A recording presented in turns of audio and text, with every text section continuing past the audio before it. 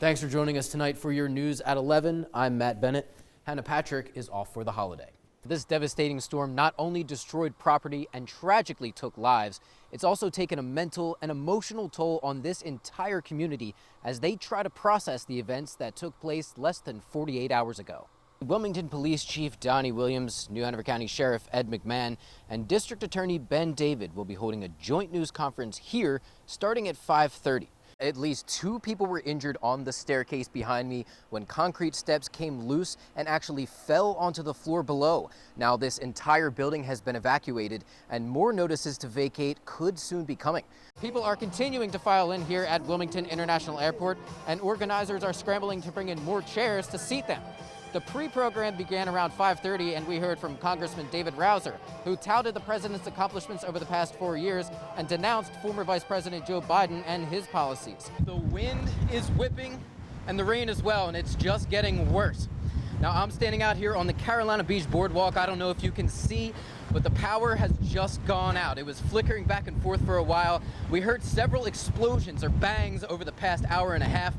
I'm here in Ocean Isle Beach, where close to 100 people came out to watch these turtles return to their natural habitat.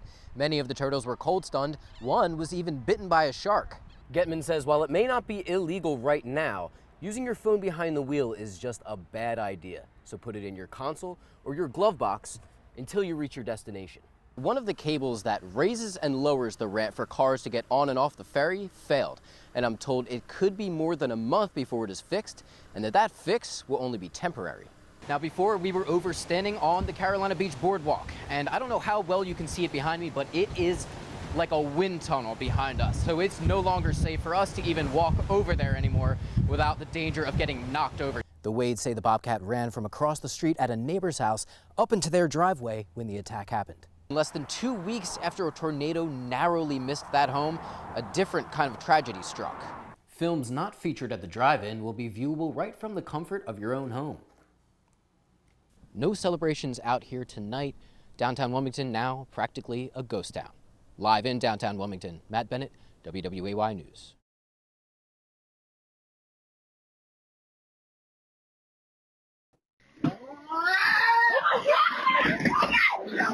It's a video that's racked up millions of views worldwide on social media. A rabid bobcat attacking a couple in Pender County. Oh my God, the bobcat! Oh my God! Happy and KRISTI Wade say the day started off like any other as they stepped outside to their quiet Burgaw neighborhood. We were taking our senior cat to the veterinarian, and my husband walked out before I did with a cup of coffee and some treats for the vet. But this morning, something was different. I walked out shortly after and heard a growl beside one of our vehicles in the driveway.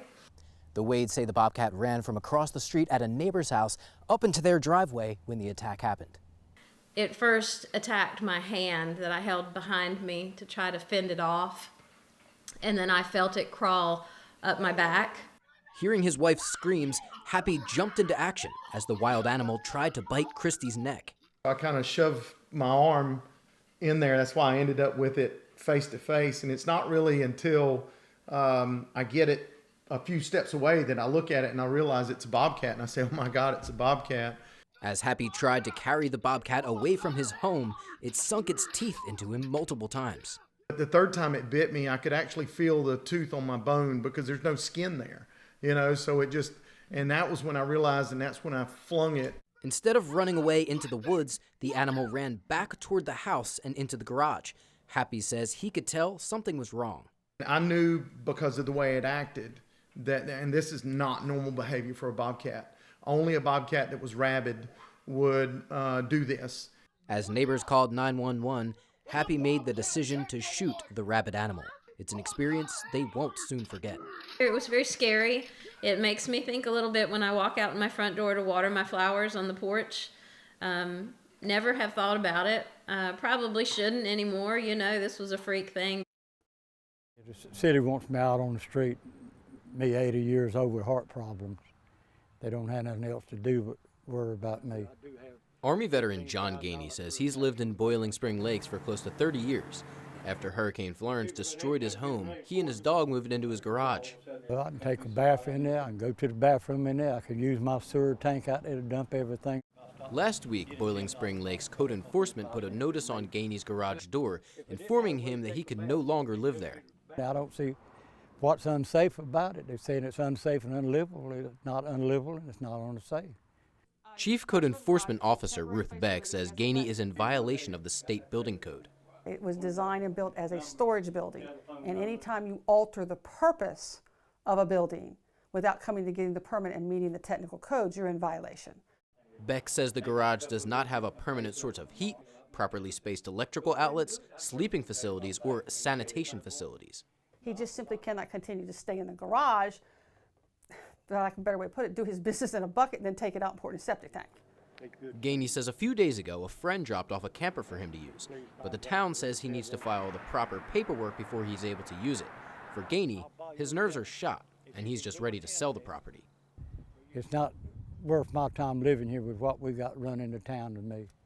I just want to get going. It gives me great pleasure to present to you the Topsail High School class of 2019. Congratulations, Topsail High School class of 2019. Graduating high school is no easy feat, but when you've been through as much as TAVISH WETHERILL, it may seem like nothing. It's been really difficult at times, but you just keep going. 4 years ago, TAVISH went to an eye doctor because he was experiencing double vision. It's then that doctors discovered a tumor in his brain. TAVISH was diagnosed with cancer and underwent surgery to remove the tumor.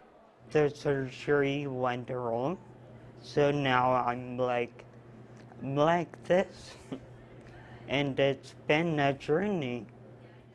TAVISH had to relearn how to walk, talk, swallow, and write, all while battling brain cancer.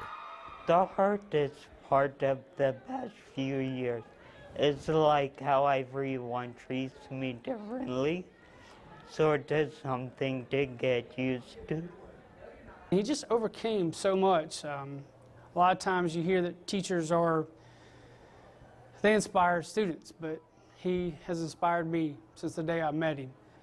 He's been through more in 4 years than most people ever go through in a lifetime.